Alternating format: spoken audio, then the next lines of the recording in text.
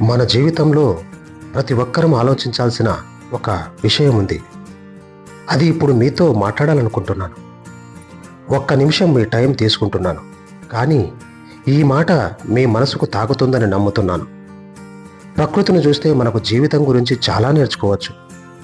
అదే విషయం గురించి ఈరోజు మాట్లాడుకుందాం. చలికాలంలో సూర్యుడి కోసం ఎదురు చూస్తారు, అలాగే వేసవికాలంలో నీడ కోసం పరిగెత్తుతారు.